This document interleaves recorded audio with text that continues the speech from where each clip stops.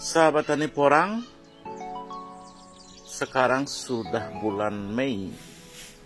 Tanaman porang sudah hampir 90% dorman. Dan tanaman porang teman-teman juga saya kira sudah pada dorman semua. Dan kali ini saya akan melakukan pembongkaran terhadap porang-porang saya ini yang dari katak satu musim, tetapi bukan untuk dipanen, tetapi kita mau melakukan evaluasi seperti apa hasilnya.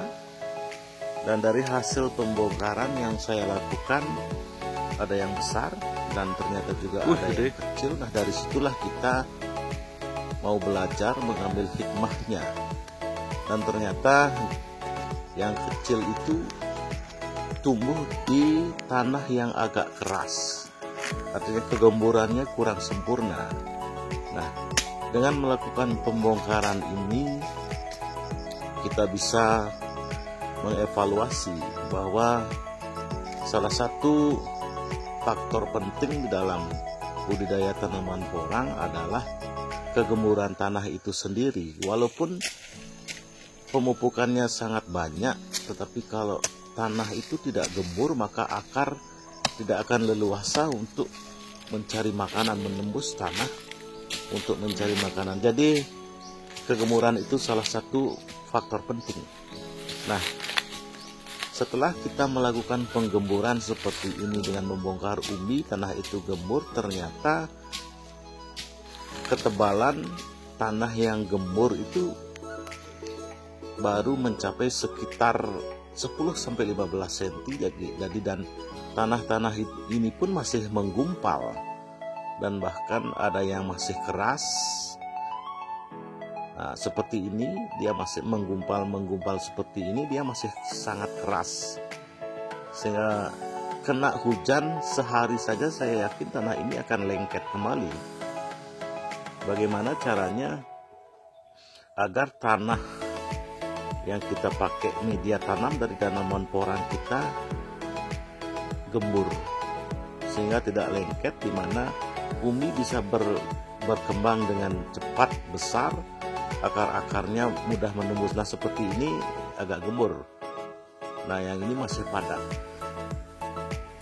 Nah, tadi kita melakukan penggemburan secara mekanis ya, dengan mempergunakan cangkul ataukah dengan mesin seperti kultivator dan sebagainya. Hasilnya belum mencapai maksimal, artinya gembur tanah itu belum maksimal.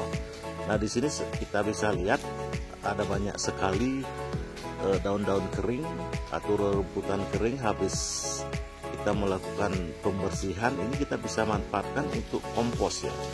Untuk kompos ini tanahnya kita cangkul secara mekanis, tidak mendapatkan hasil yang maksimal. Dan nanti daun-daun kering ini kita jadikan kompos. Nah, mungkin sudah banyak sekali tutorial tentang pembuatan pupuk kompos dari daun-daun kering, dan saya sendiri juga di samping itu akan menyiapkan kompos ya. Nah, setelah kita melakukan pencangkulan seperti ini hasilnya tidak maksimal, maka kita perlu mempekerjakan mikroorganisme di dalam tanah agar mikroorganisme itu sendiri juga menggemburkan tanah itu secara biologis. Nah, bagaimana caranya? Ada yang saya lakukan langsung di gulutan. Nah, kita siramkan nanti.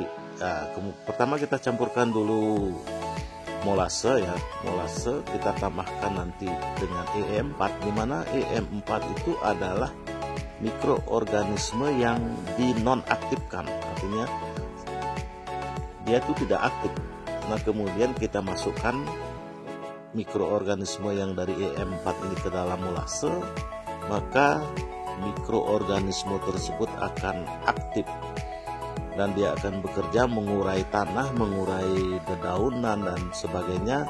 Itulah yang akan saya lakukan. Yang pertama, kita akan siramkan larutan EM4 ini ke tanah, di mana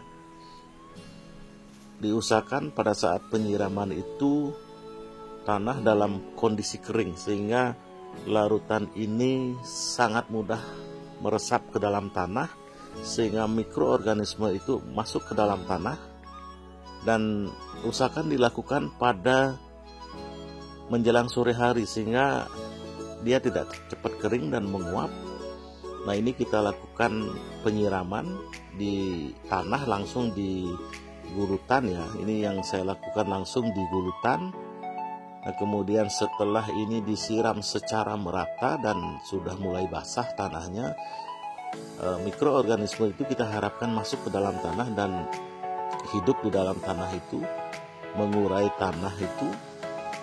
Kemudian setelah disiram secara merata yang tanah yang kita sudah gemburkan ini, kemudian kita tutup. Nah, kita tutup dengan sekam ya, dengan sekam. Kita tutup dengan sekam dulu secara merata juga, sekamnya kita taburkan. Kemudian kita ratakan ya agar tertutup, tidak mudah menguap air yang sudah mengandung mikroorganisme itu. Kita taburkan secara merata. Kemudian sekam ini pun kita lakukan penyiraman ya, penyiraman dengan E4. Nah, medianya juga sekam itu agar juga busuk. Nantinya kita lakukan fermentasi langsung di atas gulutan seperti ini. Nah, kemudian kita tutup lagi di atasnya. Nanti setelah ini basah kita tutup dengan jerami atau bahan-bahan yang lainnya juga bisa. Yang ini kebetulan saya pakai jerami ya, kita tutup pakai jerami. Kemudian kita siram lagi sampai basah. Nah, kemudian kita tutup dengan rumput-rumput yang masih segar yang habis kita potong. Kemudian kita tutup semuanya. Nah, kita siram lagi agar semua mendapatkan mikroorganisme.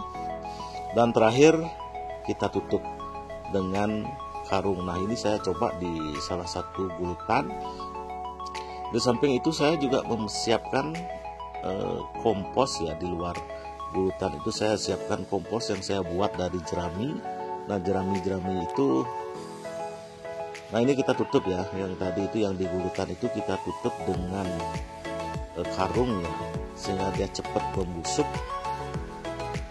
Sambil menunggu musim tanam tahun ini, masih beberapa bulan lagi ya, kita tutup ini. Nah, di luar itu saya juga membuat kompos dari jerami. Nah, jerami ini kita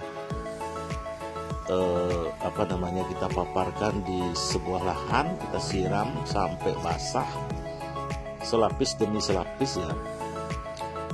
Setelah jerami-jerami ini basah semua, maka dengan penyemprotan E4 juga ini ya, yang kita siramkan ini juga E4 yang sudah ditambahkan molase. Kemudian kita lapisi dengan kokopit di atas jerami yang sudah basah itu, kita lapisi dengan kokopit secara merata.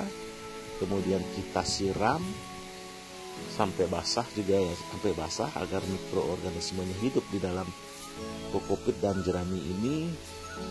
Kemudian kita tutup lagi dengan jerami, kita basahin lagi terus seperti itu. Dan terakhir kita akan tutup nantinya dengan terpal ya, dengan terpal agar cepat terurai nanti jerami dan kokopit ini,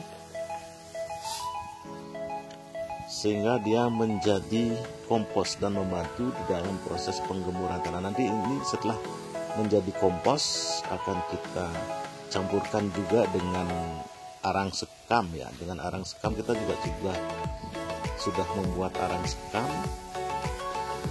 Nah, ini terus seperti ini ya, dilapisi kokopit, kemudian jerami, kemudian kokopit. Nah, nanti setelah busuk akan kita campurkan ke dalam tanah, sehingga tanah yang sudah kita gemburkan secara mekanis itu nanti juga digemburkan secara biologi oleh mikroorganisme yang ada di dalam tanah, kemudian juga di dalam kompos itu sendiri. Apalagi ditambahkan dengan arang sekam ataupun arang yang sudah difermentasi ya. Dan arang itu bisa difermentasi ataupun bisa dibakar ya dengan sekam bakar itu. Dan nantinya setelah beberapa bulan itu kita akan mendapatkan hasil daripada kompos ini seperti ini ya, seperti sudah menjadi hitam seperti ini. Dan ini sangat membantu sekali di dalam penggemburan tanah, sehingga nanti gulutan itu ketebalan tanah gemburnya menjadi sekitar 25 sampai dengan 30 cm yang kita buat nanti ya, sehingga tanaman porang itu bisa tumbuh dengan bagus, akar-akarnya bisa leluasa menembus pori-pori tanah, sehingga dia bisa merambah untuk mendapatkan makanan dari pupuk yang kita taburkan di sekeliling pohon-pohon porang itu sendiri. Nah, ini seperti ini kita tutup. Nah, itulah sahabat tani porang rahasia menggemburkan tanah untuk mendapatkan ketebalan tanah gembur kurang lebih 30 cm. Oke teman-teman, mudah-mudahan informasi ini bermanfaat bagi teman-teman yang belum subscribe. Silahkan subscribe, yang suka silahkan di like. Kalau ada yang mengkritik atau saran dan masukannya, saya harapkan tinggalkan pesan di kolom komentar, kita diskusikan bersama-sama. Oke sahabat semua, demikian. Untuk selanjutnya akan saya bahas mengenai pemilihan bibit porang yang baik. Sampai jumpa, salam sukses.